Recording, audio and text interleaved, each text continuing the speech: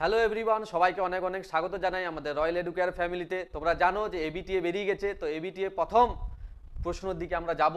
ইতিহাসের কত নম্বর পেজ? এটি 48 নম্বর পেজ। কত নম্বর? 48। প্রথম প্রশ্ন যদি দেখি, বিশ্ব পরিবেশ দিবস কবে পালিত করা হয়? 8 জানুয়ারি, 24 জানুয়ারি, 8 মার্চ, 5 জুন। আমরা কি জানি যে 5 জুন। পরবর্তী প্রশ্ন যদি দেখি আমরা কি দেখব, দাদা সাহেব ফালকে যুক্ত ছিলেন কার সাথে? যুক্ত ছিলেন চলচ্চিত্রের সঙ্গে, ক্রীড়া জগতের সঙ্গে, স্থানীয় ইতিহাস চর্চার সঙ্গে, না পরিবেশ ইতিহাস চর্চার সঙ্গে? তাহলে উত্তর কি হবে? চলচ্চিত্রের সঙ্গে। কার সাথে হবে? চলচ্চিত্রের সাথে। তারপরে প্রশ্ন যদি আমরা দেখি, প্রথম সরকারি কমিশন, সরকারি শিক্ষা কমিশন, হান্টার কমিশন গঠিত হয় 1872 খ্রিস্টাব্দে। 1872। তারপরে আমরা কি দেখব?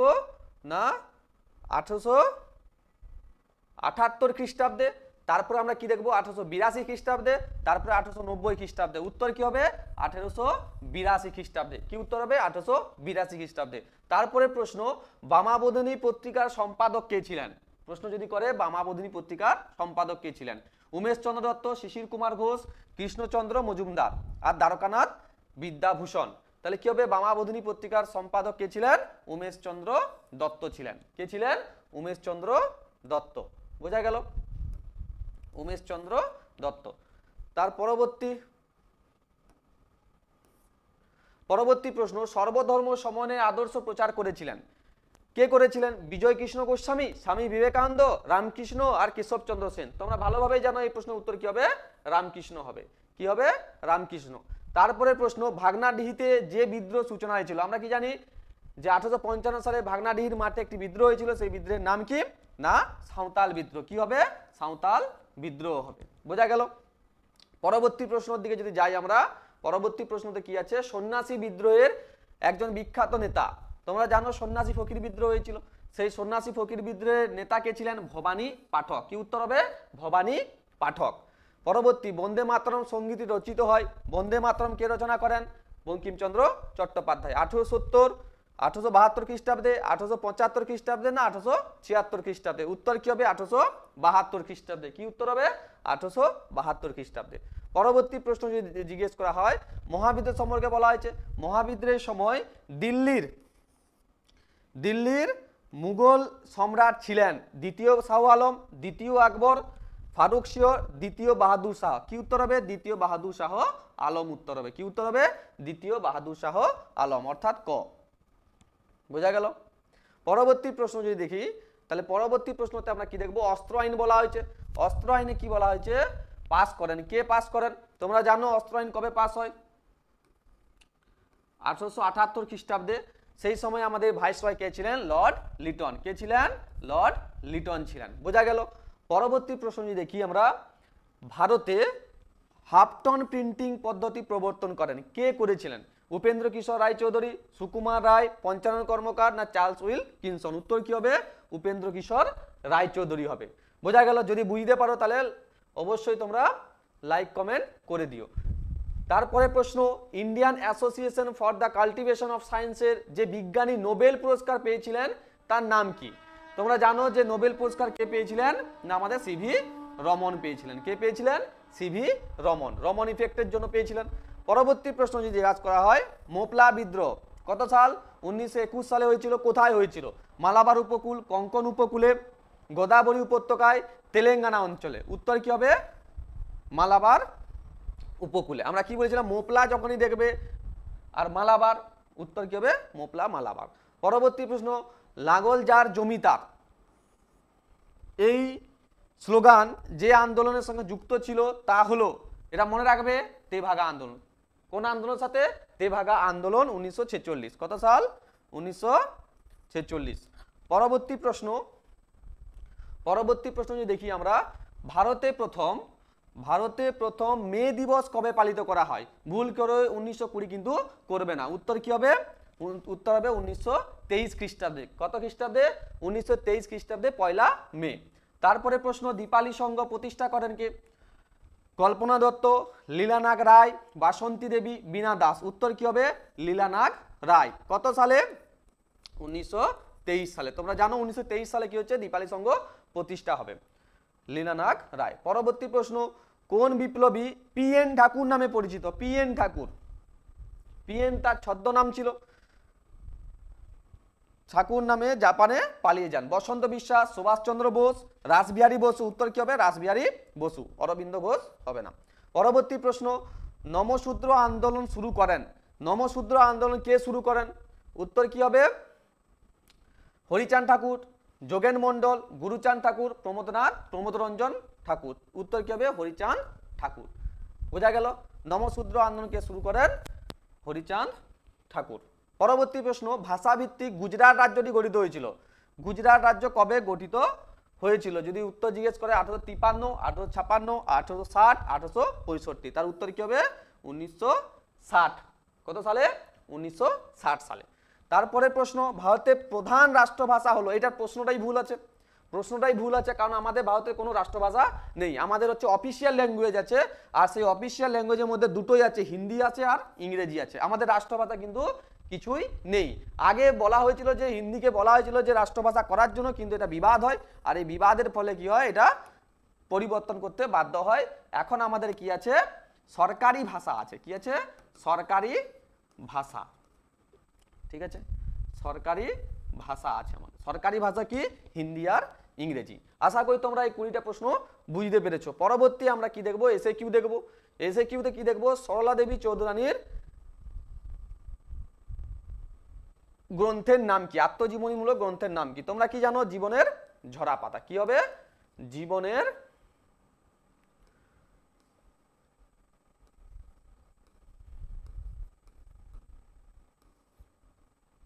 জীবনের ঝরা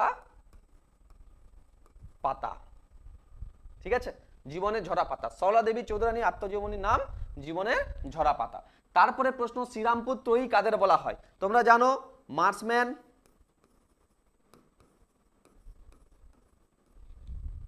উইলিয়াম ওয়ার্ড,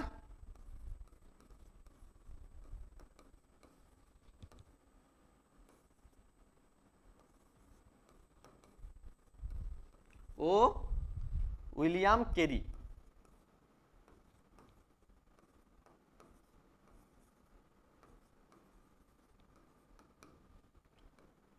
এই তিনজনকে আমরা কি বলি? শ্রীরামপুর ত্রয়ী। Marshman, William Ward, William Carey. তারপরে কি বলা হচ্ছে? উলগুলান বলতে কি বোঝানো হয়? উলগুলান বলতে কি বোঝানো হয়? তোমরা জানো যে উলগুলান বলতে বোঝানো হয় ভয়ঙ্কর বিশৃঙ্খলা। কি বলা হয়? ভয়ঙ্কর বিশৃঙ্খলা।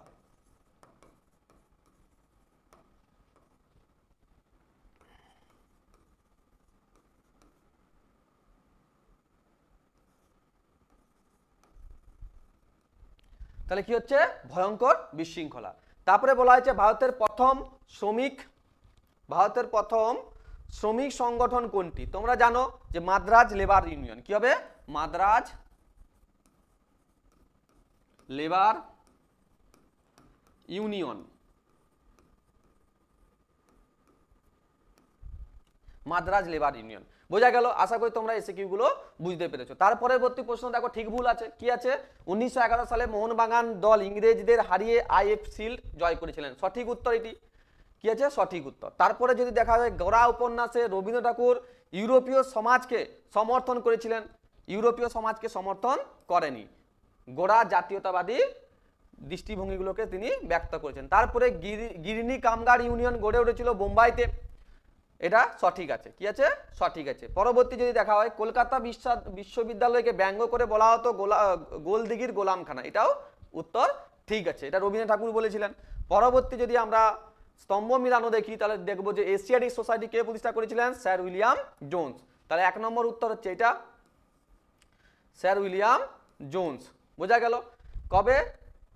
1784 সালে। পরবর্তী যদি দেখা হয়, তেলেঙ্গানা আন্দোলন কোথায় হয়েছিল বা কে করেছিলেন? তাহলে তার উত্তর হবে কি? ইয়ালো রেড্ডি। ভাইকম সত্যাগ্রহ শ্রী নারায়ণ গুরু। ভাইকম সত্যাগ্রহ কি হবে? শ্রী নারায়ণ গুরু। এটা হচ্ছে 2। ভাইকম সত্যাগ্রহ এটা 3। আর তারপরে হচ্ছে একা আন্দোলন হচ্ছে মাদারি পাসি। এটা হচ্ছে 4। বোঝা গেল? আশা করি বুঝতে পেরেছো। পরবর্তীতে তোমরা জানো যে ম্যাপ পয়েন্টিং আছে। তো ম্যাপ পয়েন্টিংটা যদি আমরা একটু পরে দেখছি, ম্যাপ পয়েন্টিংটা আমরা বিবৃতিগুলো দেখে নিই আগে। 19 শতকে বাংলার নবজাগরণের ব্যাপ্তি ছিল খুবই সীমিত। কেন সীমিত ছিল? ব্যাখ্যা একে কি বলা হয়েছে, যে কারণ শুধুমাত্র গ্রাম বাংলায় নবজাগরণ হয়েছিল। বোঝা গেল, গ্রাম বাংলায় তো যায়নি। কারণ এই নবজাগরণ সীমিত ছিল শুধুমাত্র সাহিত্যের ক্ষেত্রে, শুধুমাত্র কোনো ওয়ার্ড হয় না। কারণ এই নবজাগরণ শুধুমাত্র পাশ্চাত্য শিক্ষায় শিক্ষিত প্রগতিশীল সমাজের, এইটাই হচ্ছে উত্তর হবে 3 নম্বর ব্যাখ্যা। শুধু প্রগতিশীল সমাজের এটা সীমাবদ্ধ ছিল। পরবর্তী যদি দেখা হয়, ভারত সরকার 1929 খ্রিস্টাব্দে মিরাট ষড়যন্ত্র মামলা শুরু করে। ব্যাখ্যা কি হবে? প্রথম ব্যাখ্যা যদি দেখা হয়, এর উদ্দেশ্য ছিল বিপ্লবীদের দমন করা, এর উদ্দেশ্য ছিল আইন অমান্য আন্দোলন করা, এর উদ্দেশ্য ছিল দেশব্যাপী, এটাই তার উত্তর, 3 নম্বর তার উত্তর হবে, দেশব্যাপী সাম্যবাদী কার্যকলাপ দমন করার জন্য। পরবর্তী বিবৃতি, ইতিহাসে প্রীতিলতা ওয়াদ্দেদারের নাম স্মরণীয়। কেন? কারণ তোমরা জানো চট্টগ্রামের অস্ত্রাগার লুণ্ঠনের জন্য নয়, চট্টগ্রামে পাহাড়তলি ইউরোপীয়, এটাই হচ্ছে 2 নম্বর ব্যাখ্যা হচ্ছে তার উত্তর হবে, যে চট্টগ্রামে পাহাড়তলি ইউরোপীয় ক্লাব আক্রমণের দায়িত্ব পালনের জন্য তিনি বিখ্যাত। তারপর তোমরা জানো ঢাকায় ইডেন কলেজের সমাজসেবার, এটা তো পরবর্তী প্রশ্ন, বিবৃতি, অস্পৃশ্যতা দূরীকরণ নিয়ে গান্ধী আম্বেদকরের বিতর্ক ছিল। গান্ধীজি দলিতদের সার্বিক উন্নয়নের কোনো চেষ্টা করেননি। গান্ধীজি মনে করতেন যে আম্বেদকর আন্দোলনের ফলে জাতিভেদ প্রথা আরও বাড়বে। গান্ধীজি দলিতদের আন্দোলনকে ঔপনিবেশিক শক্তির অপকৌশল বলে মনে করতেন। তাহলে কি হচ্ছে এটা? 2 নম্বর ব্যাখ্যা হচ্ছে কি, গান্ধীজি মনে করতেন আম্বেদকরের আন্দোলনের ফলে জাতিভেদ প্রথা আরও বাড়তে পারে। বোঝা গেল? এখান থেকে আমরা ম্যাপ অঙ্কন করার চেষ্টা করি।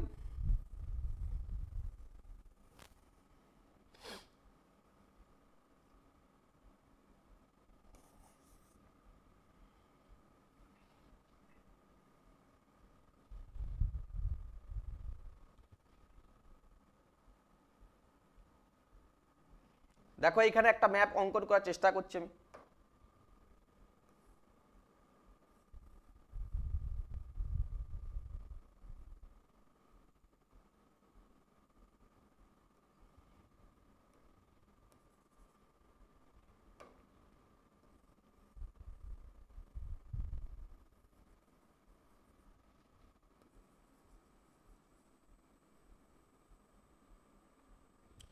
এটা ভারতের ম্যাপ, বুঝতে পারছো? এখানে কি আছে? বারাসাত আছে। কি আছে? এই যে এখানটায় তোমরা জানো যে বাংলাদেশ আমাদের আছে, তো বাংলাদেশের এই গড়াটায় এখানে হচ্ছে কি বারাসাত, এখানে হচ্ছে কি বারাসাত। দেশীয় রাজ্য জুনাগড়, তোমরা জানো জুনাগড় কোথায় আছে? এখানটায় আছে। জুনাগড় কোথায় আছে? জুনাগড় কোথায় আছে? এইখানটায় জুনাগড় আছে।